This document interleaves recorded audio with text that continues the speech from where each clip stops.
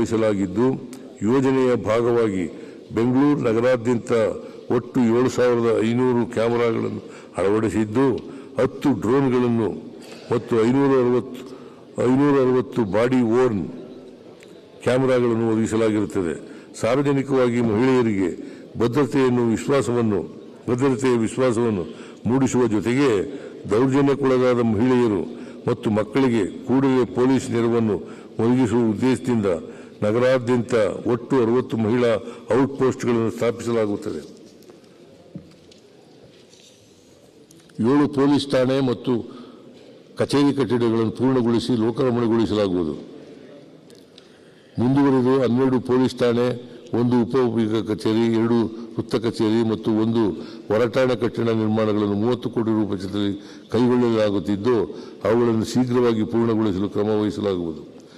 ನ್ಯಾಯ ವಿಜ್ಞಾನ ಪ್ರಯೋಗಾಲಯಗಳಿಂದ ನೀಡಲಾಗುವ ವರದಿಗಳ ಕಾಯುವಿಕೆ ಅವಧಿಯು ಸರಾಸರಿ 3 ವರ್ಷಗಳಿಂದ 6 ತಿಂಗಳಿಗೆ ಇಳಿಕೆಯಾಗಿರುತ್ತದೆ. ಮೊಬೈಲ್ ಆಡಿಯೋ ವಿಡಿಯೋ ವಿಭಾಗವನ್ನು ಸದೃಢಗೊಳಿಸಲಾಗುತ್ತದೆ. ಚಲನಶೀಲತೆಯನ್ನು ಹೆಚ್ಚಿಸುವ ಉದ್ದೇಶದಿಂದ ಒಳಾಡಳಿತ ಇಲಾಖೆ ವ್ಯಾಪ್ತಿಯಲ್ಲಿ ಬರುವ ಎಲ್ಲ ಇಲಾಖೆಗಳಿಗೆ ಒಟ್ಟು 1,000 ನೂತನ ವಾಹನಗಳನ್ನು ಖರೀದಿಸುವ ಸಲುವಾಗಿ ಪೊಲೀಸ್ ಮೊಬಿಲಿಟಿ ಯೋಜನೆಯಡಿ 2025-26ನೇ ಸಾಲಿಗೆ 50 ಕೋಟಿ ರೂಪಾಯಿ ಒದಗಿಸಲಾಗುವುದು. ನಮ್ಮ ಸರ್ಕಾರದ ಅವಧಿಯಲ್ಲಿ 6 ಜನ ಭೂಗತ ನಕ್ಸಲ್ ಶರಣಾಗತಿ ಮತ್ತು ಪುನರ್ವಸತಿ ಯೋಜನೆ ಸಮಿತಿಯ ಮುಂದೆ ಶರಣಾಗಿರುತ್ತಾರೆ. ಇದರೊಂದಿಗೆ ರಾಜ್ಯವು ನಕ್ಸಲ್ ಮುಕ್ತವಾಗಿರುವುದರಿಂದ ನಕ್ಸಲ್ ನಿಗ್ರಹ ಪಡೆಯನ್ನು ವಿಸರ್ಜಿಸಲಾಗುವುದು. ಶರಣಾಗಿರುವ ನಕ್ಸಲರನ್ನು ಸಮಾಜದ ಮುಖ್ಯವಾಹಿನಿಗೆ ಸೇರ್ಪಡೆಗೊಳಿಸಲು ಹಾಗೂ ನಕ್ಸಲ್ ಪೀಡಿತ ಪ್ರದೇಶಗಳಲ್ಲಿ ಮೂಲಭೂತ ಸೌಕರ್ಯಗಳನ್ನು ಒದಗಿಸಲು 10 ಕೋಟಿ ರೂಪಾಯಿ ವಿಶೇಷ ಪ್ಯಾಕೇಜ್ ರೂಪಿಸಲಾಗುವುದು. ನಮ್ಮ ಸರ್ಕಾರವು ಹೆಚ್ಚುತ್ತಿರುವ ಸೈಬರ್ ಅಪರಾಧ ಮತ್ತು ಮಾದಕ ದ್ರವ್ಯ ಬಳಕೆ ಮತ್ತು ವ್ಯಾಪಾರದ ವಿರುದ್ಧ ಕಠಿಣ ಕ್ರಮ ಕೈಗೊಳ್ಳಲು ಬದ್ಧವಾಗಿದ್ದು, ಈ ನಿಟ್ಟಿನಲ್ಲಿ ಮಾದಕ ದ್ರವ್ಯ ಮತ್ತು ಸೈಬರ್ ಅಪರಾಧಗಳ ವಿಭಾಗವನ್ನು ಬಲಗೊಳಿಸಲು 5 ಕೋಟಿ ರೂಪಾಯಿ ಅನುಗೊಳಿಸಲಾಗುವುದು.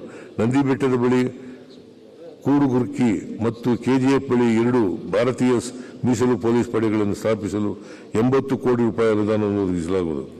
ಪೊಲೀಸ್ ಗೃಹ 2025 ಯೋಜನೆಯಡಿ ಇದುವರೆಗೆ 2016 ವಸತಿ ಗೃಹಗಳ ನಿರ್ಮಾಣ ಕಾರ್ಯ ಪೂರ್ಣವಾಗಿದ್ದು, 2008 ವಸತಿ ಗೃಹಗಳ ನಿರ್ಮಾಣ ಕಾರ್ಯ ಪ್ರಗತಿಯಲ್ಲಿರುತ್ತದೆ. 2025-26ನೇ ಸಾಲಿನಲ್ಲಿ 300 ಕೋಟಿ ರು ಮೊತ್ತದ ವಸತಿ ಗೃಹಗಳ ನಿರ್ಮಾಣ ಕಾರ್ಯವನ್ನು ಕೈಗೆತ್ತಿಕೊಳ್ಳಲಾಗುವುದು. ಪೊಲೀಸ್ ಇಲಾಖೆಯ ಬಲವರ್ಧನೆಗಾಗಿ ಈ ಕೆಳಕಂಡ ಸುಧಾರಣಾ ಕ್ರಮಗಳನ್ನು ಕೈಗೊಳ್ಳಲಾಗುವುದು. ಬೆಂಗಳೂರು ನಗರದ ಪರಿಣಾಮಕಾರಿ ಪೊಲೀಸ್ ವ್ಯವಸ್ಥೆಗಾಗಿ ಈಗಿರುವ 8 ಪೊಲೀಸ್ ವಿಭಾಗಗಳನ್ನು 11ಕ್ಕೆ ಹೆಚ್ಚಿಸಲಾಗುವುದು.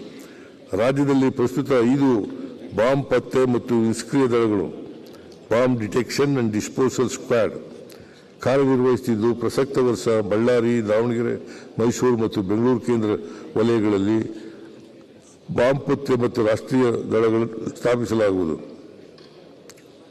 ಪೊಲೀಸ್ ಸಿಬ್ಬಂದಿಯು ಸದೃಢ ಮತ್ತು ಆರೋಗ್ಯವಾಗಿರಬೇಕಾದ್ದು ಅವಶ್ಯಕವಾಗಿದ್ದು, ಪೊಲೀಸ್ ಸಿಬ್ಬಂದಿಗಳ ವಾರ್ಷಿಕ ಆರೋಗ್ಯ ತಪಾಸಣೆಗಾಗಿ ಪ್ರಸಕ್ತ ನೀಡಲಾಗುತ್ತಿರುವ ತಲಾ 1,000 ರೂಪಾಯಿಗಳಿಂದ 1,000 ರೂಪಾಯಿಗಳಿಗೆ ಹೆಚ್ಚಿಸಲಾಗುವುದು.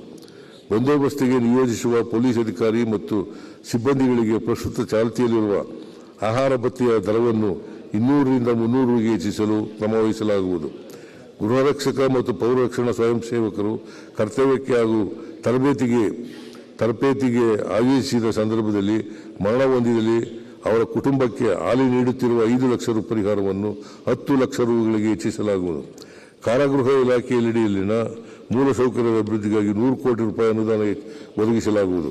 ಅಗ್ನಿಶಾಮಕ ಮತ್ತು ತುರ್ತು ಸೇವೆಗಳ ಇಲಾಖೆಯಿಂದ 24-25ನೇ ಸಾಲಿನಲ್ಲಿ 4,300 ಜನರನ್ನು ಅಗ್ನಿ ಅನಾಹುತದಿಂದ ರಕ್ಷಿಸಿ ಸುಮಾರು 1,501 ಕೋಟಿ ರು ಮೊತ್ತದ ಖಾಸಗಿ ಮತ್ತು ಸಾರ್ವಜನಿಕ ಆಸ್ತಿಪಾಸ್ತಿಗಳನ್ನು ರಕ್ಷಿಸಲಾಗಿದೆ. 2025-26ನೇ ಸಾಲಿನಲ್ಲಿ ಈ ಕೆಳಕಂಡ ಉಪಕ್ರಮಗಳನ್ನು ತೆಗೆದುಕೊಳ್ಳಲಾಗುವುದು. ಕೆಎಸ್ಎಫ್ 2 ಯೋಜನೆಯಡಿ ಉಪಕರಣಗಳ ಖರೀದಿ ಮತ್ತು ಕಟ್ಟಡ ನಿರ್ಮಾಣಕ್ಕಾಗಿ 50 ಕೋಟಿ ರು ಅನುದಾನವನ್ನು ಒದಗಿಸಲಾಗುವುದು. ಬಹುಮಹಡಿ ಕಟ್ಟಡಗಳಲ್ಲಿ ಸಂಭವಿಸಬಹುದಾದ ಅಗ್ನಿ ಅನಾಹುತ ತಡೆಗಟ್ಟುವ ಸಲುವಾಗಿ 52-54 ಮೀಟರ್ ಎತ್ತರಕ್ಕೆ ತಲುಪುವ ಏರಿಯಲ್ ಲ್ಯಾಡರ್ ಪ್ಲಾಟ್ಫಾರ್ಮ್ ವಾಹನ ಒದಗಿಸಲಾಗುವುದು. ಇಲಾಖೆಯ ವಿಸ್ತರಣೆ ಮತ್ತು ಆಧುನೀಕರಣ ಕಾರ್ಯವನ್ನು 15ನೇ ಹಣಕಾಸು ಆಯೋಗದ ಅನುದಾನದಲ್ಲಿ 330 ಕೋಟಿ ರು ವೆಚ್ಚದಲ್ಲಿ ಕೈಗೊಳ್ಳಲಾಗುವುದು. ಮೈಸೂರು ನಗರದ ವ್ಯಾಪ್ತಿಯಲ್ಲಿ 3 ಕೋಟಿ ರು ವೆಚ್ಚದಲ್ಲಿ ಹೊಸ ಅಗ್ನಿಶಾಮಕ ರಕ್ಷಣಾ ಕಟ್ಟಡವನ್ನು ನಿರ್ಮಿಸಲು ಶ್ರಮ ವಹಿಸಲಾಗುವುದು. ಸಾರಿಗೆ ಮಹಿಳೆಯರ ಸಬಲೀಕರಣಕ್ಕಾಗಿ ಮತ್ತು ಸಾಮರ್ಥ್ಯ ವೃದ್ಧಿಗಾಗಿ ಪ್ರಥಮ ಬಾರಿಗೆ ಜಾರಿಗೆ ತರಲಾಗಿರುವ ಶಕ್ತಿ ಯೋಜನೆಯಡಿ ಪ್ರಸಕ್ತ ವರ್ಷ ಇದುವರೆಗೆ 224.53 ಕೋಟಿ ಮಹಿಳಾ ಪ್ರಯಾಣಿಕರು, 226.53 ಕೋಟಿ ಮಹಿಳಾ ಪ್ರಯಾಣಿಕರು ಸೌಲಭ್ಯ ಪಡೆದಿರುತ್ತಾರೆ. ಮಹಿಳೆಯರ ಸ್ವಾವಲಂಬನೆ ಮತ್ತು ಆರ್ಥಿಕ ಅಭಿವೃದ್ಧಿಗೆ ಶಕ್ತಿ ತುಂಬಿದ ಈ ಯೋಜನೆಗಾಗಿ 24 ಸಾಲಿನಲ್ಲಿ 5,505 ಕೋಟಿ ರು ವೆಚ್ಚ ಭರಿಸಲಾಗಿದ್ದು 25-26 ಸಾಲಿಗೆ 5,300 ಕೋಟಿ ಒದಗಿಸಲಾಗಿರುತ್ತದೆ. ಬೆಂಗಳೂರು ಮೆಜೆಸ್ಟಿಕ್ ಬಸ್ ನಿಲ್ದಾಣದ ಜಾಗವನ್ನು ಪ್ರಾಜೆಕ್ಟ್ ಮೆಜೆಸ್ಟಿಕ್ ಯೋಜನೆಯಡಿ ಸಾರ್ವಜನಿಕ ಖಾಸಗಿ ಸಹಭಾಗಿತ್ವದ ಆಧಾರದ ಮೇಲೆ ಪುನರ್ ಅಭಿವೃದ್ಧಿಪಡಿಸಿ ವಾಣಿಜ್ಯ ಸಂಕೀರ್ಣದೊಂದಿಗೆ ಸಾರಿಗೆ ಹಬ್ ನಿರ್ವಹಿಸಲು ಉದ್ದೇಶಿಸಲಾಗಿದೆ. ರಾಜ್ಯದಲ್ಲಿ ಪ್ರಗತಿಯಲ್ಲಿರುವ 42 ಸ್ವಯಂಚಾಲಿತ ಪರೀಕ್ಷಾ ಪಥಗಳ ನಿರ್ಮಾಣವನ್ನು ಸದರಿ ಸಾಲಿನಲ್ಲಿ ಪೂರ್ಣಗೊಳಿಸಲಾಗುವುದು. 2025-26 ಸಾಲಿನಲ್ಲಿ ಹೊನ್ನಾವರ, ಚಾಮರಾಜನಗರ ಮತ್ತು ಚಿತ್ರದುರ್ಗದಲ್ಲಿ 20 ಕೋಟಿ ರು ವೆಚ್ಚದಲ್ಲಿ ಸ್ವಯಂಚಾಲಿತ ಪರೀಕ್ಷಾ ಪಥಗಳನ್ನು ನಿರ್ಮಿಸಲು ಕ್ರಮ ವಹಿಸಲಾಗುವುದು. ಈ ಉದ್ದೇಶಕ್ಕಾಗಿ 12 ಕೋಟಿ ರು ಅನುದಾನವನ್ನು ಒದಗಿಸಲಾಗುವುದು.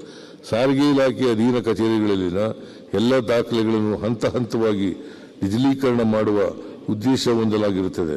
25-26 ಸಾಲಿನ 5 ಪ್ರಾದೇಶಿಕ ಸಾರಿಗೆ ಕಚೇರಿಗಳ ದಾಖಲೆಗಳನ್ನು ಒಟ್ಟು 25 ಕೋಟಿ ರು ವೆಚ್ಚದಲ್ಲಿ ಡಿಜಿಟಲೀಕರಣಗೊಳಿಸಲಾಗುವುದು. ರಾಜ್ಯದಲ್ಲಿ ಇಂತಹ ವಾಹನ ಸಂಚಾರವನ್ನು ಮೇಲ್ವಿಚಾರಣೆ ಮಾಡಲು ಮತ್ತು ಸಂಚಾರ ನಿಯಮ ಉಲ್ಲಂಘನೆ ಪ್ರಕರಣವನ್ನು ಪತ್ತೆ ಹಚ್ಚಿ ನಿಯಂತ್ರಿಸಲು ದಾವಣಗೆರೆ, ಧಾರವಾಡ, ಕಲಬುರಗಿ, ಬೆಳಗಾವಿ, ಚಿತ್ರದುರ್ಗ, ಹಾವೇರಿ, ಹೊಸಪೇಟೆ, ಬಳ್ಳಾರಿ, ವಿಜಯಪುರ, ದಕ್ಷಿಣ ಕನ್ನಡ ಜಿಲ್ಲೆಗಳಲ್ಲಿ ಒಟ್ಟು 60 ಸ್ಥಳಗಳಲ್ಲಿ 50 ಕೋಟಿ ರು ವೆಚ್ಚದಲ್ಲಿ AI ಆಧಾರಿತ ವಿದ್ಯುನ್ಮಾನ ಕಾಮಗಾರಿಗಳನ್ನು ಅಳವಡಿಸಲಾಗುವುದು. ರಾಜ್ಯದಲ್ಲಿನ ಸಾರಿಗೆ ಸಂಪರ್ಕವನ್ನು ಸದೃಢಗೊಳಿಸಲು ಈ ಕೆಳಕಂಡ ಕ್ರಮಗಳನ್ನು ಕೈಗೊಳ್ಳಲಾಗುತ್ತದೆ.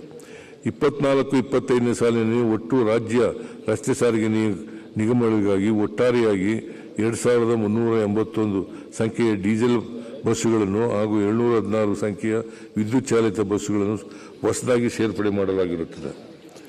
25-26 ಸಾಲಿನಲ್ಲಿ ಸ್ವಚ್ಛ ಪರಿಸರದ ಹಿತದೃಷ್ಟಿಯಿಂದ ವಿದ್ಯುತ್ ಚಾಲಿತ ಬಸ್ಸುಗಳನ್ನು ಸೇರ್ಪಡೆ ಮಾಡಲು ಆದ್ಯತೆ ನೀಡಲಾಗುತ್ತಿದ್ದು, PME ಡ್ರೈವ್, PME ಬಸ್ ಸೇವಾ ಮತ್ತು ಬಾಹ್ಯ ತೆರವಿನ ಯೋಜನೆಯಡಿ ಒಟ್ಟಾರೆ 14,750 ಹೊಸ ವಿದ್ಯುತ್ ಚಾಲಿತ ಬಸ್ಸುಗಳನ್ನು ಸೇರ್ಪಡೆ ಮಾಡುವ ಗುರಿ ಹೊಂದಿದ್ದು, ಇದರಲ್ಲಿ 9,000 ಬಸ್ಸುಗಳನ್ನು ಬೆಂಗಳೂರು ಮಹಾನಗರ ಪಾಲಿಕೆ ಸಂಸ್ಥೆಗೆ ಸೇರ್ಪಡೆ ಮಾಡಲು ಉದ್ದೇಶಿಸಲಾಗಿದೆ.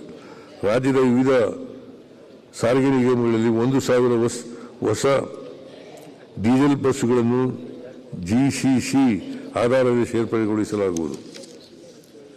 ಸಾರಿಗೆ ನಿಗಮಗಳಿಗೆ ಆರ್ಥಿಕವಾಗಿ ಚೈತನ್ಯ ತುಂಬುವ ಉದ್ದೇಶದಿಂದ 2,000 ಕೋಟಿ ರು ಸಾಲವನ್ನು ಹಣಕಾಸು ಸಂಸ್ಥೆಗಳಿಂದ ಪಡೆಯಲು 4 ಸಾರಿಗೆ ನಿಗಮಗಳಿಗೆ ಸರ್ಕಾರದ ಖಾತರಿ ನೀಡಲಾಗಿರುತ್ತದೆ.